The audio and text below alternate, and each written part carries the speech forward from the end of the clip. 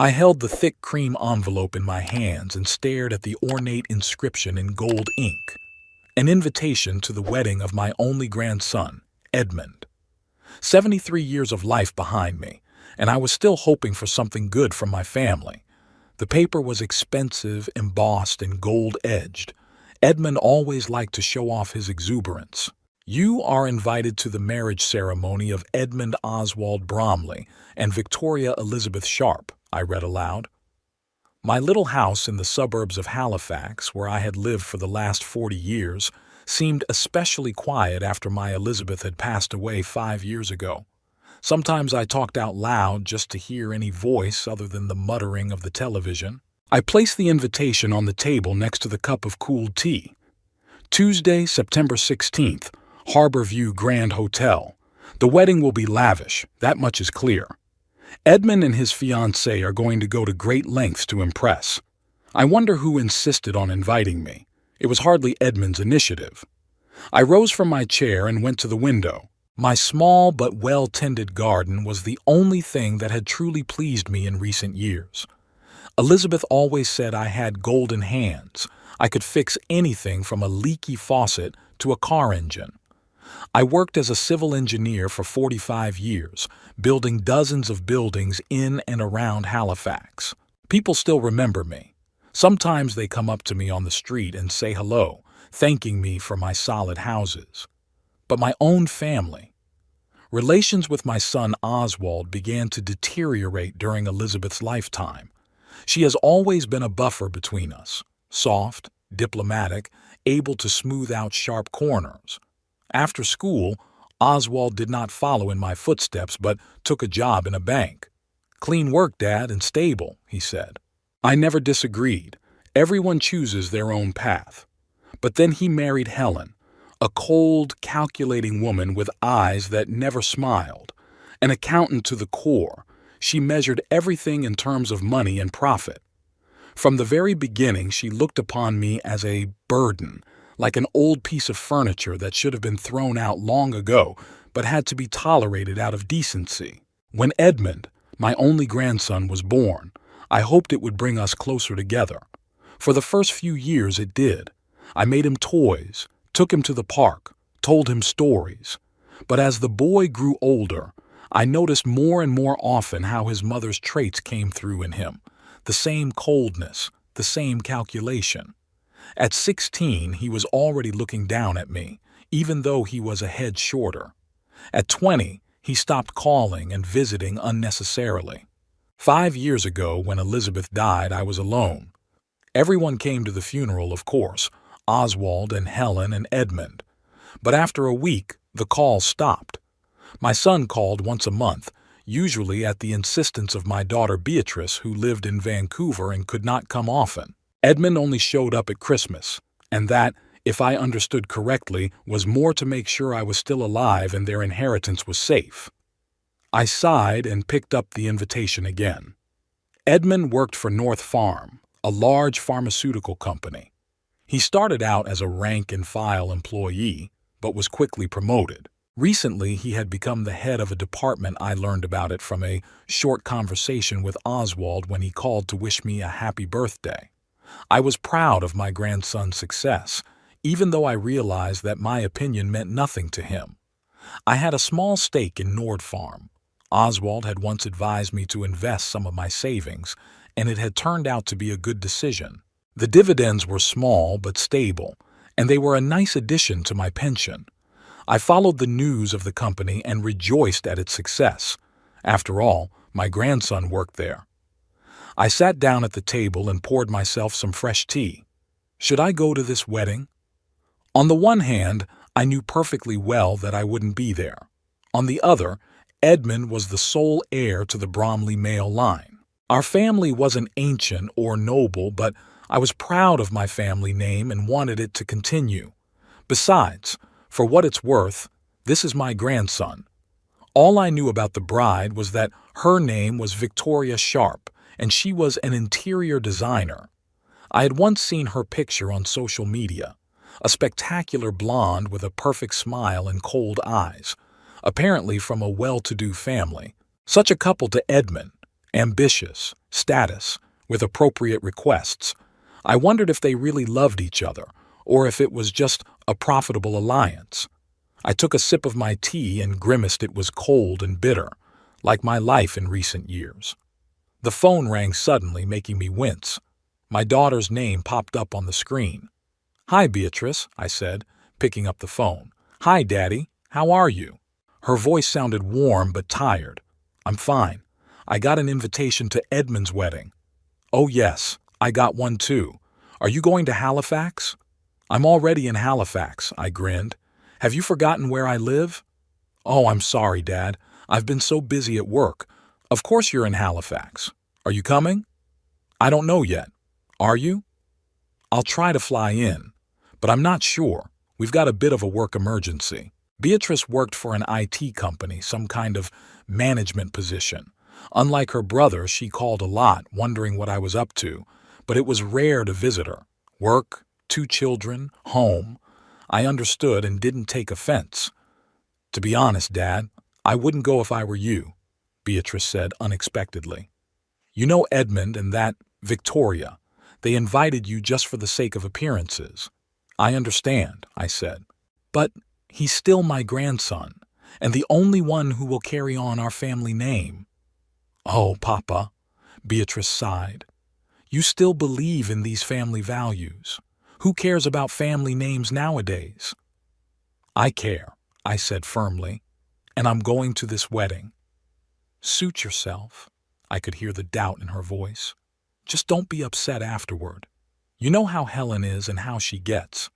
I did. My sister-in-law had always treated me with ill-concealed contempt. To her, I was just a simple laborer who happened to get rich on a lucky investment. She thought I was lucky to have North Farm stock, and that was the only reason they had any relationship with me at all. After Elizabeth died, Helen hinted several times that I should move into a nursing home. "It would be better for everyone, Felix," she said with fake concern in her voice. "You'll be taken care of by professionals there." I always refused. My home is all I have left. Every corner, everything here reminded me of Elizabeth, of our happy years together. Besides, I was doing fine on my own. My head was clear. My hands weren't shaking. I could still fix a leaky faucet or trim the hedges in the garden. But Helen wouldn't stop. "Daddy, are you still there?" Beatrice's voice brought me back to reality. "Yeah, sorry, I've been thinking. I'm saying, if you decide to go, stay close to family friends. There'll be tons of people there, they won't see you." "Thanks for the advice," I said dryly, "but I'll figure it out on my own." "No offense, Dad. I'm just worried." "I know, honey. It's okay." We talked some more, about her kids, about work, about the weather in Vancouver.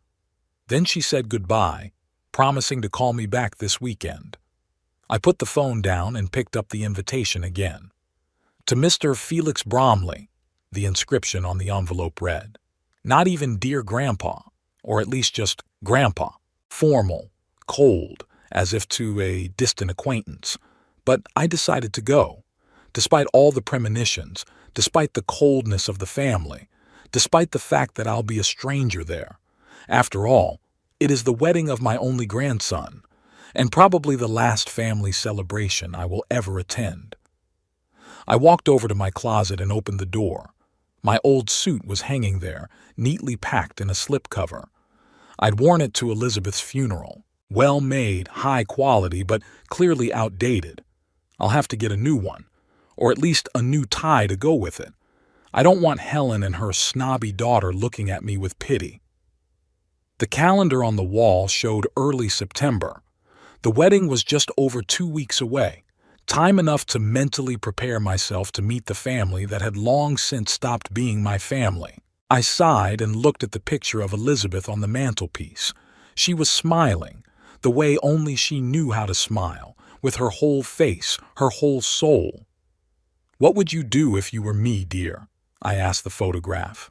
There was no answer, of course, but I already knew what she would have said. "Go on, Felix. He is your grandson after all, our grandson." So I decided to go, despite all the bad vibes, despite the coldness of my family, despite the fact that the only person with whom I could share the joy of this event was looking at me only from a photograph. After all, Edmund was the sole heir to the male line of Bromley, and no matter how he felt about me, I still hoped that someday he would realize the value of family and roots. Maybe his children, my great-grandchildren, would be different. Maybe all was not yet lost. With that thought, I tucked the invitation away in my desk drawer and went to make myself dinner. The day was drawing toward evening, and I wanted to watch the news before I went to bed. The Harbor View Grand Hotel glittered with lights like a ship on the night sea. I stood in front of the entrance, clutching a gift envelope with a check for a substantial sum. The new suit I'd bought especially for the occasion fit well, but the collar of my shirt was a little tight around my neck. Or maybe it was the premonition that the evening was not going to be a good one. "Good evening, sir. Your invitation." A young man in a smart suit blocked my path at the entrance. I took a cream-colored card from my inside pocket and handed it to him. He gave it a quick glance and nodded. "Come in, Mr. Bromley. The ceremony will begin in 20 minutes in the Crystal Room, second floor." The hotel lobby was full of guests. Men in tuxedos, women in evening gowns. The crowd was clearly Halifax high society. I felt uncomfortable, even though my new suit didn't stand out. It wasn't the clothes. It was the feeling of foreignness.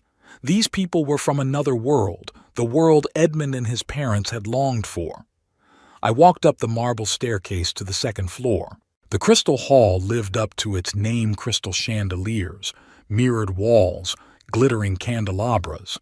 In the center of the hall there was an archway of white flowers where, apparently, the ceremony was to take place. Rows of chairs with white covers and satin ribbons were already filling with guests. "Papa!" a familiar voice called out to me. "Oswald." My son looked tense, though he tried to smile.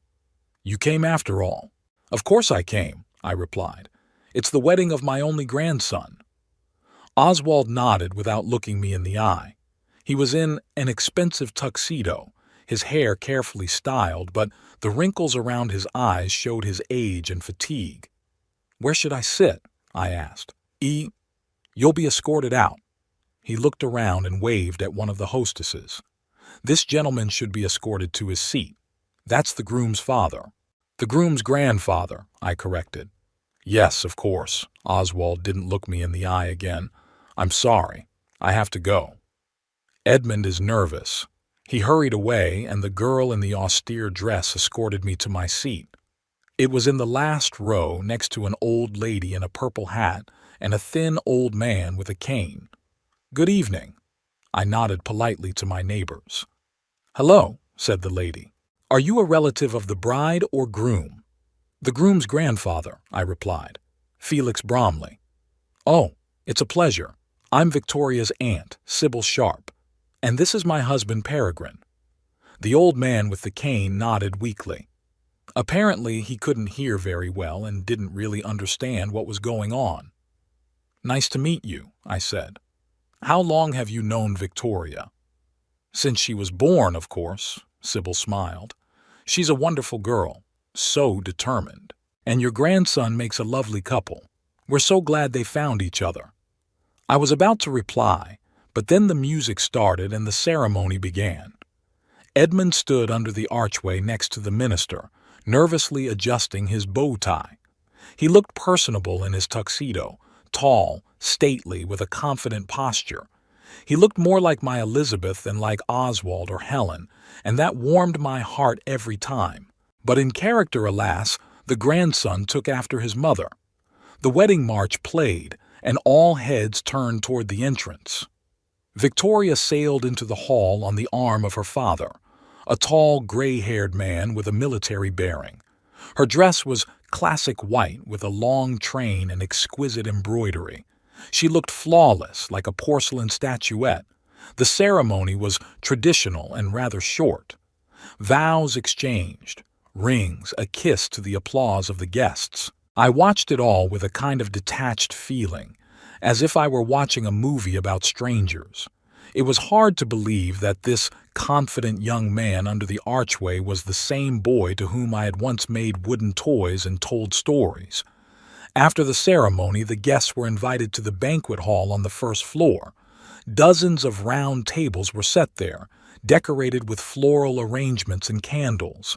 There was a seating chart at the entrance, and it took me a long time to find my name. "Mr. Bromley?" I was approached by the same hostess. "Let me show you to your table."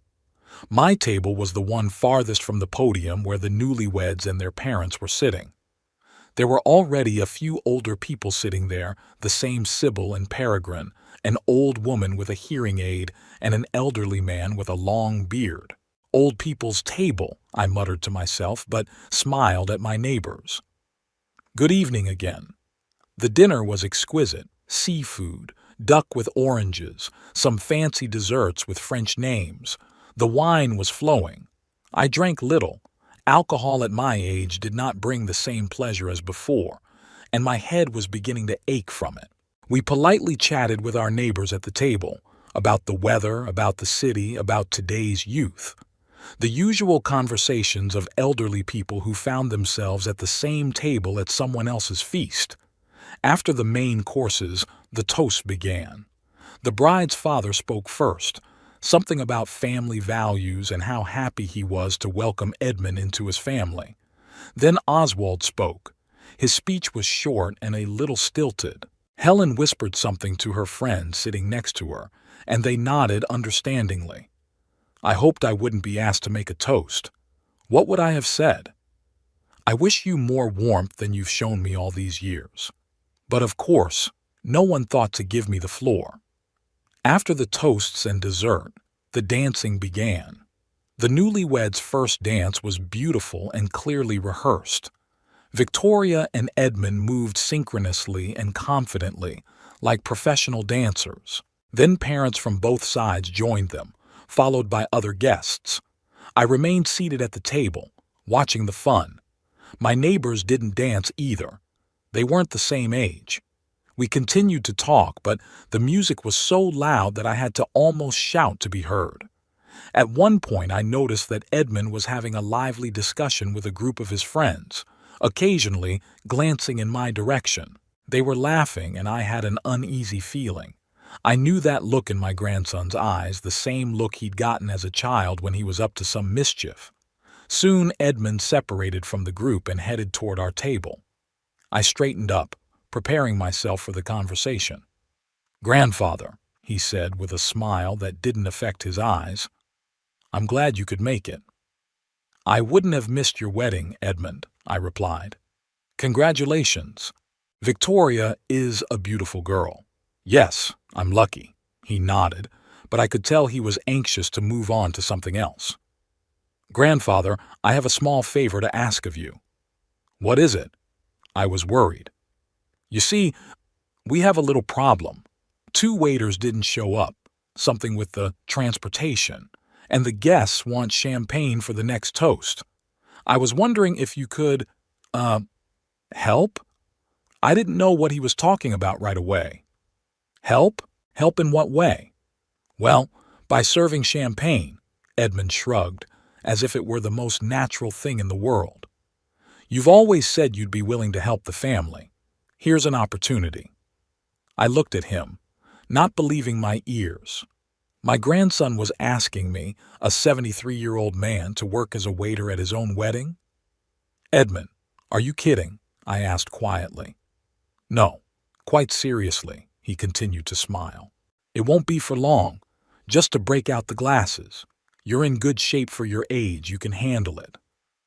I felt the blood rush to my face.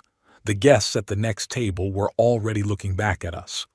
"Edmund, I'm your grandfather, not your staff," I said, trying to keep my voice calm. "Oh, come on." His smile grew wider, but his eyes remained cold. "It's fun. Imagine how surprised the guests will be when they find out that the elderly waiter is actually my grandfather. It'll be fun." "Fun?" I was starting to boil. "Humiliating your grandfather at your own wedding is funny to you?" Edmund stopped smiling. He leaned closer and lowered his voice. "Listen, Grandpa, This is my day, and I want everything to be perfect. Do as I ask and everyone will be happy. Or would you rather make a scene at your own grandson's wedding?" I stayed silent, clenching my fists under the table. I wanted to get up and leave, slamming the door, but this was indeed the wedding of my only grandson. And, as he correctly pointed out, I didn't want to make a scene. "Okay," I finally said. "Just don't expect me to do it with a smile." "I don't care how you do it," Edmund said. "Just do it." He straightened up and waved at one of the attendants. A young man in a uniform approached us. "This gentleman will help with the champagne," Edmund said. "Show him into the kitchen and tell him what to do." The waiter looked surprised but nodded. "Certainly, sir. Come along, please." I rose slowly from the table. Sybil looked at me with bewilderment. The rest of the neighbors did too. I was embarrassed and humiliated, but I decided it was easier to comply with this ridiculous request than to cause a scandal. In the kitchen, I was handed a tray of champagne glasses and briefly explained how to carry it properly. I had worked with my hands all my life and could have handled the tray without instructions, but I kept silent. When I walked out into the hall with the first tray, Edmund was just standing in the center surrounded by his friends. "There's our special waiter," he announced loudly when he saw me. "Quickly go serve all the guests." His friends laughed. Some of the guests turned in my direction in surprise. I felt my ears burning with shame, but I clenched my teeth and started going around the tables, offering champagne. "Is this a prank?" one of the ladies asked, taking a glass from my tray. "Sort of," I replied dryly. I had to make several runs to serve all the guests. Every time I passed Edmund and his friends, I heard chuckles and comments. Oswald pretended not to notice. Helen was talking to Victoria's mother, occasionally casting mocking glances in my direction. Victoria herself was watching with a slight smile, clearly finding the situation amusing. When the champagne was finished, I wanted to go back to my table, but Edmund stopped me again. "It's not over yet, grandfather," he said with the same cold smile. "The guests want canapés. They're in the kitchen. They'll show you." I looked him straight in the eye. "You're out of line, Edmund." "What boundaries?" He pretended to be surprised. "I'm asking my favorite grandfather to help me on my big day. What's wrong with that?" His friends laughed again. One of them, a tall guy with a tousled hairdo, patted Edmund on the shoulder. "The old man is doing a great job. Maybe that's his new vocation in retirement." A new burst of laughter. I stood there, clutching the empty tray so tight my knuckles turned white. At that moment I hated them all. Edmund, his friends, Oswald, who was letting this happen, Helen, who must have approved of this joke. But I couldn't have a scandal. Not here, not now. It would only make things worse and give them another reason to laugh at me. So I silently turned around and went to the kitchen for canapés. The next hour was a nightmare. I was serving appetizers, drinks, cleaning up empty glasses. The waiters in the kitchen looked at me with pity, and some of the guests looked at me with bewilderment, but no one interfered. Edmund and his company continued to make jokes, becoming more and more sarcastic as they grew drunker. At one point, Beatrice came up to me. She had flown in from Vancouver and was late for the ceremony, but she was in time for the banquet. "Daddy, what's going on?" she asked quietly. "Why are you doing this?" "Ask your nephew," I replied, placing the tray on the nearest table. "It's his idea of entertaining the guests." Beatrice turned pale and quickly went to Edmund. I saw them arguing about something. Edmund waved it off, but Beatrice was persistent. Finally, he rolled his eyes and nodded. "Papa," Beatrice turned back to me, "Edmund says you've done enough helping. You can go back to your desk." "How generous of him," I grinned bitterly. "I'm sorry." Beatrice looked genuinely upset. "I didn't think he was capable of such a thing. Do you want me to take you home?" I looked at my watch. It was almost 11 o'clock at night. "No, I'll stay until the end," I said firmly. "I won't give them the pleasure of thinking they broke me." "Papa." "It's all right, Beatrice. Go and mingle with the guests. You're not often in Halifax." She nodded uncertainly and walked away, but I could see her casting anxious glances at me. I returned to my table. My neighbors looked at me sympathetically, but no one asked questions, for which I was grateful. The evening went on. Dancing, contests, bouquet and garter tossing. I sat there, mechanically applauding in all the right places, but a flame of anger was burning inside me that I hadn't felt in years. How could they? How could my own grandson humiliate me so publicly, turn me into a buffoon for the amusement of his friends? And Oswald, my son, whom I had raised, educated, always supported, just stood by and let it happen. At one point, I caught Edmund's gaze across the room. He was looking at me without a smile, with a kind of cold satisfaction. And in that moment, I realized that this wasn't just drunken fun. He'd done it deliberately to humiliate me in front of everyone.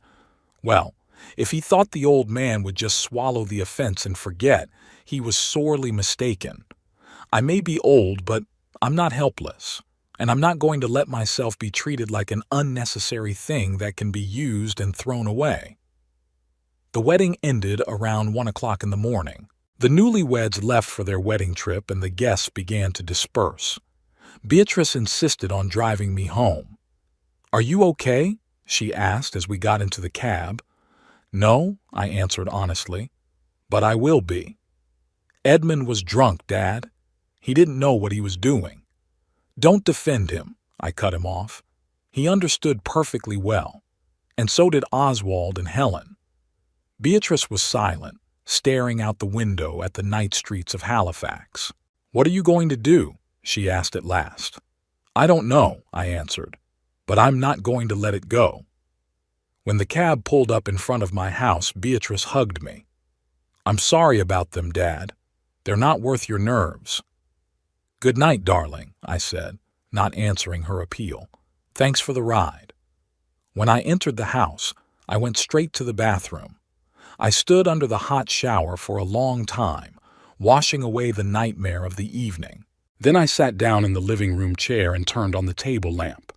The house was quiet, with only the clock ticking on the wall and the wind rustling the leaves outside the window.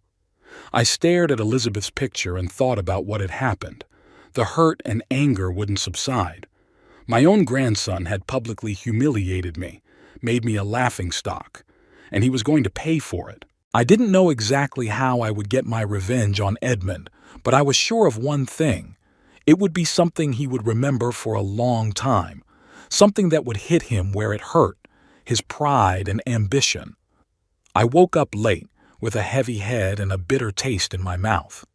The events of last night came back instantly, as soon as I opened my eyes, and my mood immediately dropped below zero. For a few minutes I just lay there, staring at the ceiling and replaying the humiliating scenes of the wedding in my head. "Quickly go serve all the guests," echoed in my head. The clock showed almost 11. I usually got up much earlier, but yesterday I hadn't been able to sleep for a long time and my body had taken its toll. I struggled to get out of bed and went to the bathroom. I looked in the mirror, a tired old man with red eyes and deep wrinkles. Was that all Edmund saw in me? A decrepit old man who didn't deserve respect? After washing and shaving, I felt a little better. I needed to get some air to clear my head.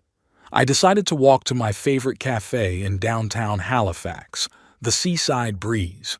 It was only a 20-minute walk from my house, and they made great coffee and homemade cinnamon rolls.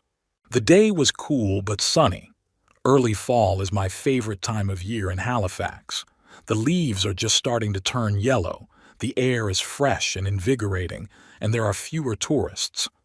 I walked at a leisurely pace, leaning on the cane I usually took on long walks. Not that I really needed it. It was just that sometimes my knee bothered me, especially after standing for long periods of time. Like yesterday, for example. Seaside Breeze was a cozy little place overlooking the harbor. A couple dozen tables, big windows, walls hung with old photos of Halifax. I came here a couple times a week and the staff already knew me. Good morning, Mr. Bromley. Lisa, a young waitress with a friendly smile, greeted me. The usual? Morning, Lisa. Yes, the usual. I sat down at my favorite table by the window. In a couple of minutes, a large latte and a plate with a still warm bun stood in front of me. I pulled the folded newspaper I'd brought from home out of my pocket and started flipping through the news, trying to distract myself from my gloomy thoughts. Felix? Felix Bromley? I looked up from the paper. Standing before me was a tall, gray-haired man about my age, wearing a nice tweed jacket and carrying a cane much more graceful than mine. His face seemed familiar, but I could not immediately remember where I knew him from. Yes, that's me, I answered, scrutinizing his features. Roland Frost, he introduced himself. We met at the Christmas reception at City Hall 3 years ago. You were with your wife, if I'm not mistaken. Oh yes, I remembered now. Roland Frost, owner of Frost Pharma, the pharmaceutical company that was the main competitor to North Pharma, where Edmund worked. We actually chatted at that reception, discussing the new construction at the harbor. Nice to see you again, Mr. Frost. Have a seat if you're not in a hurry. I'd love to. He sank into the chair across from me. And please call me Roland. At our age, formalities seem unnecessary, don't they? I nodded. Lisa came over to take the order and Frost asked for a black coffee. How are you, Felix? He asked as the waitress stepped away. I heard about your loss. Please accept my belated condolences. Thank you, I nodded. It's been 5 years, but I understand, he held up his hand. I was widowed 7 years ago myself. It doesn't get easier, you just learn to live with it. I nodded again, grateful that I didn't have to explain the obvious. Lisa brought his coffee and we were quiet for a while. If I'm not mistaken, your grandson works at Nord Farm? Frost suddenly asked. Yes, Edmund, I answered, trying to keep my voice neutral. Yesterday was his wedding, by the way. Oh, congratulations. Frost took a sip of coffee. It must have been a beautiful event. I grinned unhappily. I don't know what to say. Frost looked at me carefully. Is something wrong? And then I burst into tears. I don't know why I decided to tell this to a total stranger. Maybe because he wasn't related to my family, or maybe because his calm, attentive face made me want to be honest. I told him everything, the way Edmund had made me serve the guests, the taunts, the way Oswald had just stood by and done nothing. Frost listened without interrupting. His face grew more and more grim as I spoke. This is outrageous, he said when I had finished. Absolutely unacceptable. How can you treat your own grandfather like that? I shrugged my shoulders. That's the way young people are today. Old people are just a burden to them. Not all young people are like that, Frost objected. My grandchildren, for example, treat me with respect. It's not a matter of age, but of upbringing and character. He was silent, looking out the window at the boat sailing along the harbor.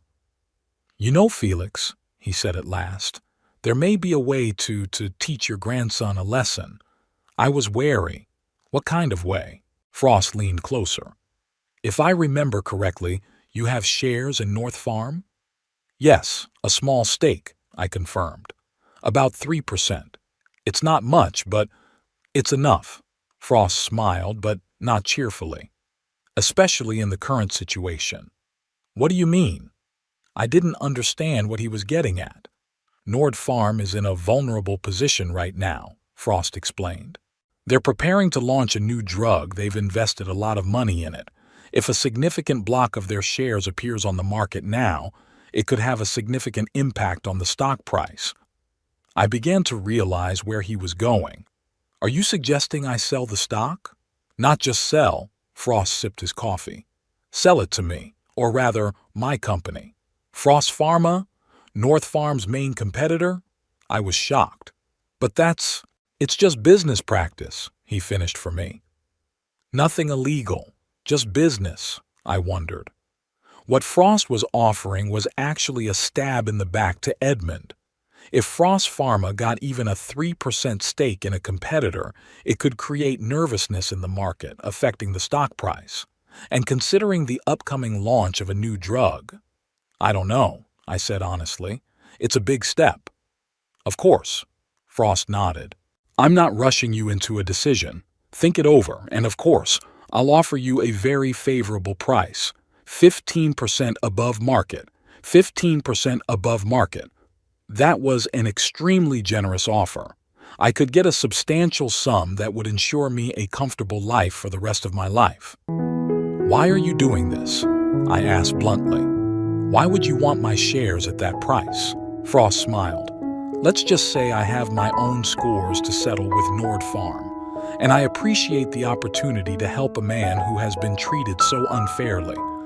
I wasn't sure I believed him completely. He probably had his own, purely business reasons, but I didn't really care about that at the moment. The idea of getting back at Edmund in this way seemed tempting. I need to think about it, I said at last. Of course. Frost pulled a business card out of his pocket and put it on the table. Here are my contacts. Call me any time when you've made up your mind. He stood up, leaving the coffee money on the table. It was nice talking to you, Felix. I hope to see you again. I watched him walk out of the cafe, leaning on his elegant cane. Then I took his business card and scrutinized it. Roland Frost, founder and CEO, Frost Pharma. Below that was a phone number and email address to sell Nord Pharma's shares to its main competitor. That would be a major blow to the company and, by extension, to Edmund's career. Am I angry enough to take such a step? I finished my coffee and walked out of the cafe, thinking deeply. The weather had turned bad, the clouds had rolled in, and a light rain was beginning to fall, typical of Halifax's abrupt turn in the weather. I pulled up the collar of my jacket and headed home, still pondering Frost's unexpected offer. There was a surprise at home. There was a message from Oswald on my answering machine. He asked me to call him back as soon as possible. What could he possibly want from me the day after my son's wedding? I dialed his number. Dad, finally. Oswald's voice sounded strained. We need to talk. About what? I asked, though I already had an idea. Edmund told me that you weren't very happy yesterday. Look, he was only joking. There's no need to make a tragedy out of it. I gritted my teeth to keep from saying something harsh. A joke? He made me waiter at his own wedding. It's not a joke, Oswald. It's a humiliation. Come on. Oswald tried to speak lightly, but I could hear the tension in his voice. You take everything too seriously. It was just a harmless joke. Harmless? I was starting to boil. Harmless to who? Certainly not to me. Dad, listen. Oswald changed his tone to a more serious one. Edmund is on the verge of an important promotion. He can lead a project to launch a new drug. It's very important for his career. The last thing he needs right now is a family scandal. That's it. They were afraid I'd somehow tarnish Edmund's sterling reputation. I'm not going to cause a scandal, I said coldly, but I can't forget about last night. Papa, please. Oswald's voice became pleading. For me. For the family. Just forget about it. Edmund was drunk, overexcited. It was his day, you know? His day, I repeated slowly. So on his day he had the right to humiliate his grandfather? Nobody humiliated you, Oswald was almost shouting. It was a joke. A joke. There was some fumbling in the receiver, and then Helen's voice came out. Felix, it's Helen. Look, you're making a big deal out of this. Edmund just wanted to amuse the guests a little. At my expense, I added. Don't be so dramatic, she said in the same tone she used to tell her employees off. At your age, it's time you learn not to take things so personally. I felt something inside me snap. At your age. Always that condescending tone, always that disdain. You know what, Helen, I said, trying to speak calmly. At my age, you don't expect respect from strangers anymore, but from your own family. Well, I realized a long time ago that I'm not family to you. I'm just an old man with shares in Nord Farm and a house you hope to inherit. What the hell are you talking about? Helen was clearly angry. We've always treated you with respect. We invite you to all the family gatherings. We call you once a month as a reminder on the calendar, I interrupted. Yes, I noticed. And you only invite me to the holidays because you're afraid I'll change the will. You're getting paranoid, Felix. Her voice turned cold. Perhaps you should see a doctor. Dementia is not uncommon at your age. That was the last straw. Goodbye, Helen. I pressed the disconnect button without waiting for her response. The phone rang again immediately, but I didn't pick it up. After the fifth ring, the answering machine came on. Dad, it's Oswald. Please call me back. Helen didn't mean to hurt you. We're just worried about you. Please, let's talk calmly. I stood listening to his voice and felt the determination growing in me. They think I'm an old man out of my mind? Well, I'll show them that I can still make decisions. Decisions that would affect their lives in the most immediate way. I took Roland Frost's business card out of my pocket and dialed the number on it. Roland Frost speaking, came his measured voice. This is Felix Bromley, I said. We spoke this morning in the cafe. Yes, Felix, I remember. I'm glad you called. I took a deep breath. I've made my decision. I will sell you my shares in North Pharma. There was a short pause on the other end of the line. Are you sure? Frost finally asked. It's a big step. Absolutely sure, I replied firmly. When can we meet to finalize the deal? I can send my lawyer to you tomorrow if that's okay with you, Frost offered. He'll bring all the necessary documents.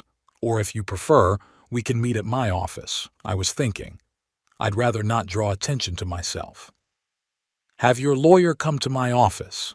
Tomorrow at 10 a.m. would be fine with me. Good, Frost sounded pleased. I'm glad we've come to an agreement, Felix. I don't think you'll regret your decision.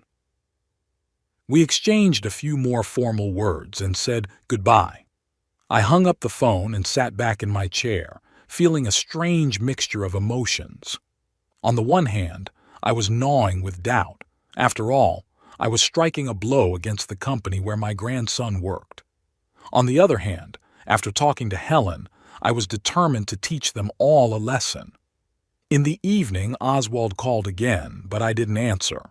Let him suffer, think that I was really offended. And tomorrow I'll do something they don't even know about. I'll give them a blow they'll remember for a long time. I looked at Elizabeth's picture and almost heard her voice. Felix, are you sure you're doing the right thing? But then I remembered Edmund's face, his cold voice. Go serve all the guests quickly.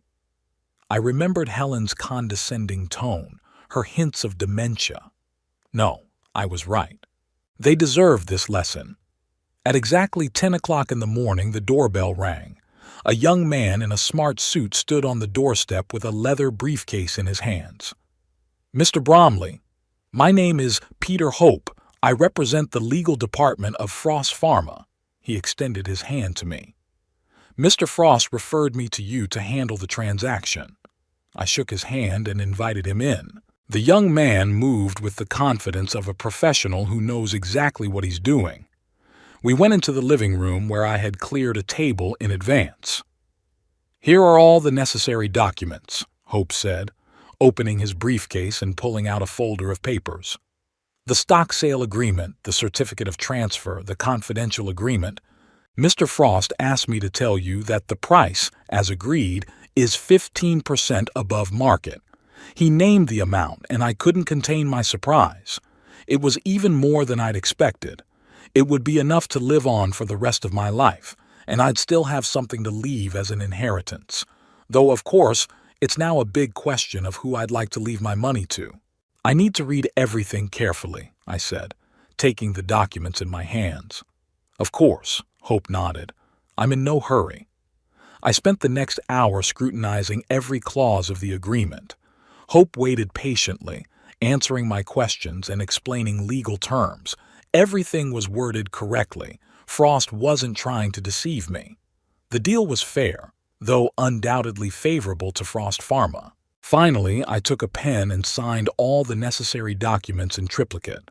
"That's it," Hope said, gathering up the papers. "The money will be transferred to your account within 24 hours. Mr. Frost sends his best wishes and thanks for your cooperation." He handed me a copy of the documents and a business card. "If you have any questions, you can always contact me." When the door closed behind the lawyer, I just sat in the chair for a while looking at the signed papers. Done. I sold my shares in North Farm to its main competitor, a sort of salute to Edmund from the grandfather he had so humiliated. Strangely, I felt no regret or guilt, only cold satisfaction and a sense that I had finally taken control of the situation. For the first time in years, I had done what I wanted to do, not what others expected me to do. The rest of the day passed in a kind of strange calm.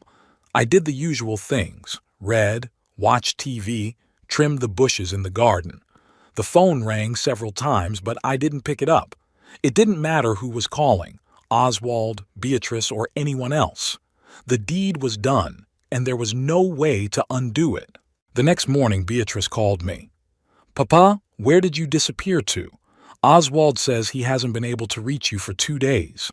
"I've been busy," I replied evasively. "Is everything all right?" I could hear the concern in her voice. "Yes, everything's fine. Don't worry." "Dad, about the wedding. I've spoken to Edmund. He admits he overreacted." "That's very nice of him," I said dryly. "He wanted to apologize, but he couldn't reach you." "Well, that's a shame." Beatrice paused, clearly puzzled by my tone. "You seem strange today. Are you sure you're okay?" "Absolutely. I just had things to do. Important business." "What kind of stuff?" She sounded curious now. "You'll find out in due time," I answered. "I have to go, Beatrice. I'll call you later." I hung up, feeling slightly irritated. Why did everyone think that an old man couldn't have his own business, that he should sit by the phone and wait for someone from the family to call him? Another day later, the thunder rumbled. Oswald called me late at night, and from his voice I knew immediately that he knew. "Papa, what have you done?" He was almost shouting into the receiver. "You sold your North Farm stock to Roland Frost? Are you out of your mind?" "Quite," I replied calmly. "Frost offered a good price, so I decided to sell." "A good price?" Oswald gasped with indignation. "Do you realize what you've done? This is a betrayal of family." "Family?" I grinned. "Are we family, Oswald? Judging by the way you treat me, I doubt that very much." "What are you talking about?" His voice trembled. "We've always treated you with respect." "Really?" I was starting to boil. "What about the fact that your son made me work as a waiter at his wedding? Is that respect, too?" "You're at it again," Oswald moaned. "It was a joke. A joke, do you understand?" "I understand," I said firmly. "But I'll tell you something, Oswald. My shares are my property, and I have every right to dispose of it as I please. I sold them to the highest bidder. It's just business. Nothing personal." "Nothing personal?" Oswald went ballistic. "You sold stock to a major competitor of your grandson's company. How can it be nothing personal?" "Just like the humiliation at the wedding was just a joke," I countered. "What, you don't like it when jokes are made about you?" There was a long pause on the other end of the line. "So that's what this is all about," Oswald said at last, his voice sounding different, cold and detached. "You have decided to take revenge. A vengeful old man who can't forgive a foolish prank. And for your revenge, you're willing to damage your grandson's career." "My revenge, as you call it," I replied calmly, "was only to exercise my legal right to sell my property. If it hurts Edmund's career in any way, well, perhaps it will teach him that you can't humiliate other people with impunity, even if they are your elderly relatives." You! Oswald seemed to be choking with rage. "You'll regret this, Father. I swear you will." And he hung up. I slowly put the phone down on the lever, feeling a strange emptiness inside. I had expected the conversation with my son to be difficult, but I didn't think it would go as far as direct threats. Not half an hour later, the doorbell rang. Edmund stood on the doorstep, his face contorted with anger. "What the hell have you done, grandfather?" he hissed, pushing past me into the house. I closed the door quietly and turned to him. "Hello, Edmund. Congratulations on your return from your honeymoon. Don't be a clown." He jabbed his finger at me. "You sold your shares in Frost Pharma. Do you have any idea what you did?" "Quite," I replied, walking into the living room and sitting down in a chair. "I sold the property I owned at a bargain price. It was my right." Edmund remained standing, looming over me. "Your right? What about loyalty? What about supporting your family? Do you know that this stock leak caused our stock price to plummet? Do you know that investors are nervous?" "Really?" I acted surprised. 3% of the stock, is that important? "It's not about percentages, it's about signaling to the market." Edmund pounded his fist on the table. "When Nord Pharma shares are bought up by Frost Pharma, it raises questions. People start to think there's something wrong with the company, especially before the launch of a new drug." "That's interesting." I propped my chin up with my hand. "And I thought that Nord Farm was a stable, self-confident company which is not afraid of such trifles." You did it on purpose." Edmund suddenly lowered his voice. "Because of the wedding, didn't you? Because of that stupid joke?" "What joke?" It was my turn to pretend. "Oh, you mean the time you made your 73-year-old grandfather cater your wedding? Was that a joke?" "I didn't know." Edmund clenched his fists. "It was a joke, damn it. Everyone laughed." "Yes, everyone laughed," I agreed. "At me. And you laughed too. And now you don't like being laughed at?" "Nobody's laughing at me," he was almost shouting. "Are you sure?" I raised an eyebrow. "What do your co-workers say? What do your superiors say?" "Oh, that's the guy whose grandfather sold the stock to the competition. The old man must know something to get rid of the stock before the launch of the new drug." Edmund's face went white. You've ruined my career. Do you realize that?" "Come on." I shook my head. "All I did was sell the stock I owned. If it can ruin your career, maybe it's not as solid as you think." Edmund looked at me with an expression as if he were seeing me for the first time. "I didn't think you were capable of such meanness. You did it on purpose to hurt me." "I didn't think my grandson was capable of humiliating me like that in front of 100 people," I retorted. "You see, Edmund, there's a price to pay for everything in life, even for jokes." He shook his head. "You know what? You're not my grandfather anymore. You're nothing to me, and don't even think we'll ever talk again." "As you wish," I shrugged. "Just don't forget to tell your mother. She might still be hoping to get something from my will." Edmund clenched his teeth, turned, and left the room. The front door slammed a second later. I sat in the chair, feeling a strange mixture of emotions, the satisfaction of having fought back, and the bitterness of having done this to my own grandson. The phone rang again. This time it was Helen. I thought about not answering it, but then decided it would be better to end it all at once. "Yes," I said, picking up the receiver. "You're crazy, Felix," she said. Her voice sounded like ice. "What you've done is beyond comprehension." "Really?" I asked calmly. "And the fact that your son forced me to work as a waiter at his wedding is normal?" "You're at it again," Helen snorted. "It was just a joke. What you did was a betrayal. You set Edmund up, ruined his career." "I sold my shares, Helen," I explained patiently. "It's my right. And if it has any effect on Edmund's career, well, perhaps he should have thought of that before he made a joke of his grandfather." You're a vindictive, spiteful old man," she hissed. "I always told Oswald there was something wrong with you, that normal people don't behave the way you do." "How do normal people behave, Helen?" I asked. "Do they suffer humiliation and say thank you? Let themselves be used and smile? If that's normal, then I'm glad to be abnormal." You're going to regret this." Her voice shook with rage. "I swear you'll regret it bitterly." "Threats, Helen?" I grinned. "That's so mature. What are you going to do? Take me away from family dinners I'm hardly ever invited to? Stop calling once a month to see if I'm still alive? Or maybe try to take away my house, which is mine and mine alone?" "You still have money," she hissed, "and we'll find a way to prove that you're incapacitated, that you're out of your mind." "Good luck with that," I replied calmly. "Just don't forget that I can change the will. And I may have already changed it." Helen made an unintelligible noise and hung up. I slowly put the phone back on the lever and leaned back in my chair, feeling strangely empty. This was it. Bridges burned.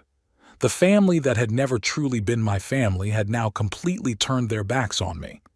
Strangely, I didn't feel any particular bitterness, more like relief, like I'd shed a heavy weight I'd been carrying around for years. No more pretending that we had anything to do with each other beyond the formal bonds of kinship. I no longer had to endure their condescension and neglect. An hour later, Beatrice called. I had little doubt that she was already aware of it. "Daddy," her voice sounded tired and strained. "What's going on? Oswald and Edmund just called me. They're furious." "I suppose they told you what I did?" "Yes," she sighed. "They said you sold your shares in North Farm to their competitor. Is that true?" "True," I admitted. "Frost offered a good price, so I decided to sell." "Dad." Beatrice was quiet. "Did it have anything to do with the wedding? With Edmund making you serve drinks?" I appreciated her candor. Beatrice had always been an honest girl. "Yes, it had something to do with it. I didn't hide it. I figured that if they could treat me like a servant, I could dispose of my property as I pleased without regard for their interests." "I understand," she said quietly. "I don't approve of what Edmund did. It was cruel and foolish. But, Papa, selling stock to a competitor, that's a serious blow." "I know," I said, "and that's what I wanted, to make them realize that I can't be treated like this. I'm not a doormat you can wipe your feet on." "They're very angry," Beatrice warned me. "Especially Helen. She says you threatened to change the will." "I didn't threaten to change the will, but merely reminded her that it was in my power," I said. "And it's true, I'm really going to revise the will." "Dad, be careful," I could hear the worry in her voice. "They might do something rash." "Like what?" "I don't know," she sighed. "Helen had said something about incapacity, that they might try to prove that you're not in your right mind." "Let them try," I grinned. "There's nothing wrong with my head, and any doctor will tell you that." "Be careful anyway," Beatrice repeated. If you need anything, just let me know. I know we don't see each other very often, but you can always count on me." "Thank you, darling," I said sincerely. "You've always been a good daughter." We talked some more, and I hung up the phone with a feeling of warmth. At least one member of the family didn't think I was a crazy old man taking revenge for wrongs. In the evening, Roland Frost called. "Good evening, Felix," he sounded pleased. "I'm calling to see if you received the transfer. I checked my bank account online this morning and was pleasantly surprised to see the promised amount." "Yes, everything is in order. Thank you for a fair trade." "You're welcome," Frost said quietly. "You know, the market has already reacted to the news that Frost Pharma has acquired a stake in Nord Pharma. Their quotations fell a little." "I heard," I replied dryly.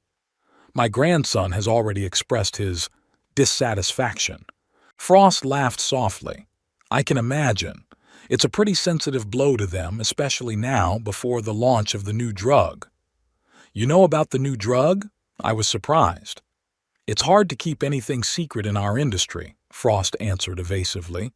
"There are rumors, and I must say Nord Farm has high hopes for this launch." "I see," I thought. If the launch of a new drug is so important, then the drop in quotations could really seriously hurt the company, and Edmund's career, of course. "In any case," Frost continued, "I'm glad we were able to close this deal. If you have any other assets you'd like to sell, feel free to get in touch." "Thank you for the offer," I replied. "But that's all for now." We exchanged a couple more polite phrases and said goodbye. I hung up the phone and thought about it. The family's reaction was expected, but it still left an unpleasant residue. However, the feeling of control over the situation, the feeling that I was finally able to fight back, outweighed the unpleasant emotions. I went to the window and looked out at my garden, plunged into the evening twilight. What was next? Oswald and Helen would surely not give up trying to get at my money. Edmund now considers me an enemy. Beatrice is worried, but she lives far away and can't be around all the time. I needed a plan of defense against Helen and Oswald's possible actions, and perhaps a plan for further, payback, because I knew deep down inside that the stock sale was just the beginning. They had to realize once and for all that I was not to be treated like dirt. I sat down at my desk and took out a piece of paper. The first thing to do was to change the will. That was obvious. Then I had to think about additional protection for my assets. And finally, it was worth finding out more about this new North Pharma drug. Perhaps there was something there I could use. I began to write, feeling a flame of satisfaction ignite inside. For the first time in years, I wasn't a helpless victim.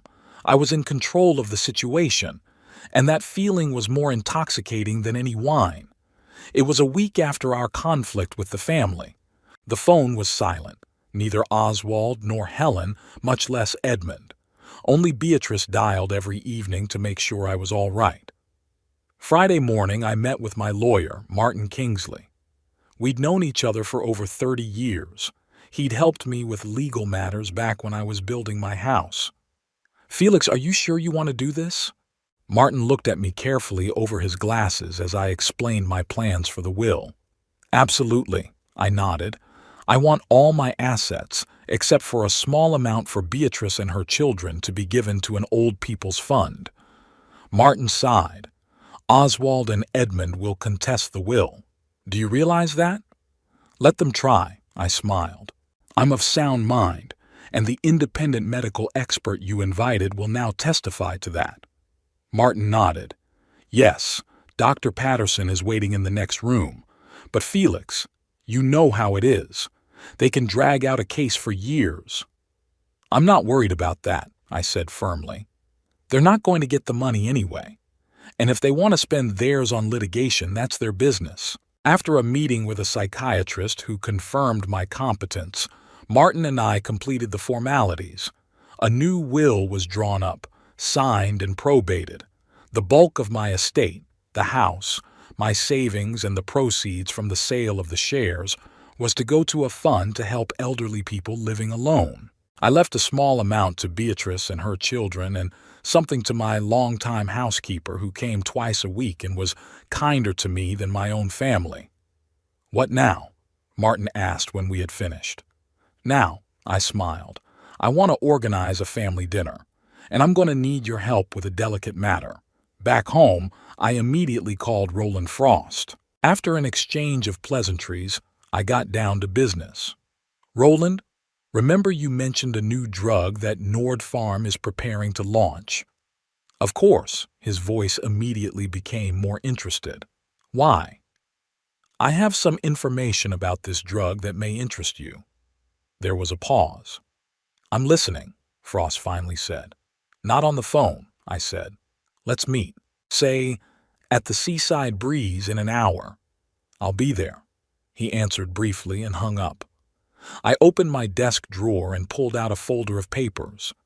A few months ago, Edmund, drunk at a family dinner, could not resist bragging. He talked about a revolutionary drug his department was working on, how it would change the market for anti-inflammatory drugs. Elizabeth had always taught me to listen attentively, a habit that had lasted a lifetime. I memorized all the details and then, out of curiosity, wrote them down and even did some reading on the subject. In the cafe, Frost was already waiting for me at the far table. In front of him stood an untouched coffee. "Felix," he nodded at me. It's good to see you again. Likewise. I sat down opposite and put the folder on the table. What's this? Frost nodded at the folder but made no attempt to take it. Information about a new drug from Nord Pharma. I slid the folder toward him. Apparently, they've developed a new anti-inflammatory formula with minimal side effects. The drug is in the last stage of clinical trials and should be on the market in 3 months. Frost opened the folder and quickly ran his eyes over the first page. His eyebrows crept upward. Where did you get this information? My grandson, I grinned. He's too much of a braggart, especially when he's drunk, and I'm too good a listener. And you're sharing this with me because he needs to realize that actions have consequences, I said firmly. The humiliation at the wedding was the last straw, but not the only reason. For years, they've treated me like a burden, like old furniture that can't be thrown away just out of decency. Time to teach them a lesson. Frost studied me carefully, then nodded. I understand, and I appreciate your candor. What do you want for this information? Nothing, I shook my head. Consider it a bonus to our stock deal, or an act of good faith, or just revenge on the old man, if you like. I don't care. Frost looked at the folder again, then carefully closed it and tucked it away in an inside pocket of his jacket. This information is very valuable, Felix. If it proves true, we could be substantially ahead of Nord Farm in producing a similar drug. We already have something similar in development. I thought so, I nodded. I hope it will create certain difficulties for my grandson. No doubt, Frost smiled, but his eyes remained serious. You do realize that this won't just ruin his career, don't you? It could completely ruin his prospects in the company. I do, I said firmly. And that's exactly what I want. He needs to realize that you can't humiliate other people with impunity, especially those who are weaker than you. We talked some more, finished our coffee, and said goodbye. Leaving the cafe, I felt a strange mixture of emotions, satisfaction that I had made another step towards my goal, and a slight bitterness that it had come to this. But there was no doubt about it. Edmund deserved this lesson. Back home, I called Oswald. To my surprise, he answered the phone almost immediately. What do you want? His voice sounded cold and tense. I want to invite you to lunch this Saturday, I said calmly. You, Helen, and Edmund and Victoria. Lunch? Oswald clearly did not expect such a proposal. Are you serious? After everything that's happened? That's exactly why, I replied. We need to talk, together, as a family. I don't know, Oswald sounded uncertain. I don't think Edmund would agree. He's very angry with you. Tell him it's in his best interest, I said. I want to discuss my will. There was a pause. All right, Oswald said at last. I'll talk to them. What time? 7 o'clock tonight. I made a reservation at the Harbor View. In the restaurant of the hotel where the wedding took place. Oswald was surprised. Exactly, I confirmed. Symbolic, don't you think? Oswald said nothing and hung up. I was almost certain that they would come. Mentioning the will would work well, especially for Helen. Saturday night I arrived at the restaurant early. I dressed in my best suit and brought my file with me. The maitre d' escorted me to a reserved table in a secluded corner of the room. I ordered a bottle of good whiskey. I had a hunch I would need it. At 7 sharp, Oswald and Helen showed up. He looked tense. She looked wary, like a predator smelling its prey. They said a discreet hello and sat down across from me. Edmund and Victoria aren't coming? I asked, though I already knew the answer. They are delayed, Oswald replied evasively. Perhaps they will join us later. That meant they wouldn't come at all. Well, that's all right. The main thing is that Oswald and Helen are here. We ordered food, and while we waited, we exchanged meaningless phrases about the weather and the news. Finally, when the waiter brought the first course, Helen couldn't stand it. Felix, you mentioned the will. What exactly did you want to discuss? I sipped my wine leisurely and smiled. All in good time, Helen. Let's enjoy dinner first. The food here is excellent. She could barely contain her irritation, but she had to comply. Oswald looked increasingly nervous, constantly glancing at his watch. Is something wrong, Oswald? I asked when he checked the time for the 5th time in the last 10 minutes. Are you in a hurry? No, just... He hesitated. Just waiting for an important call. Work-related? I asked innocently. Or about Edmund? Oswald shuddered. Why would you think that? At that moment, his phone rang. He apologized and quickly left the table to answer it. I could tell from his face that Nord Farm was calling and the news was not good. When he returned, his face was pale. What's wrong? Helen asked sharply. Frost Pharma just announced a new anti-inflammatory drug, Oswald said quietly, with a formula almost identical to the one Edmund's department was working on. They were 2 months ahead of us. Helen turned to me sharply. Is this your work? She hissed. I shrugged. I don't know what you mean. I sold my stock, that's all. Don't pretend you don't understand. She raised her voice and several people at neighboring tables turned around. You gave Frost information about our drug. That's the only way they could have found out. Helen, be quiet. Oswald put a hand on her shoulder. People are watching. I don't care. She pushed his hand away. Your father set this whole thing up on purpose. He ruined Edmund's career. I didn't ruin anything, I said calmly. Edmund ruined it when he thought he could humiliate his grandfather with impunity. How many times do you have to talk about it? Oswald exploded. It was a joke, and you ruined your grandson's career in retaliation. I didn't ruin his career, I shook my head. It was his own arrogance and disrespect for his elders. If he hadn't treated me like I was nothing, if he'd shown me some basic respect for once, none of this would have happened. Helen looked at me with undisguised hatred. You will answer for this. We'll sue you for industrial espionage. I laughed. On what grounds? I didn't sign any non-disclosure agreements. I don't work for North Pharma. I'm just an old man who heard his grandson bragging at a family dinner and memorized it. Nothing illegal about it. Oswald looked utterly mortified. Why, Dad? Why did you do it? Because you should have realized, I said firmly. You can't treat people like garbage and expect them to put up with it, even if those people are your elderly relatives. I took the documents out of the folder and put them on the table. Now about the will while we're at it. I've changed it. All of my estate, except for a small amount for Beatrice and her children, goes to a fund for the elderly. Neither you, Oswald, nor Edmund will receive a dime. Helen turned pale. You can't do that. I already have, I smiled. The will is drawn up, signed, probated. My capacity has been confirmed by an independent psychiatrist. You can contest it if you want, but it will be long, expensive, and fruitless. Oswald looked at me as if he was seeing me for the first time. I don't recognize you, Dad. You were always kind, understanding. What happened to you? I'm tired of being disrespected, I said simply.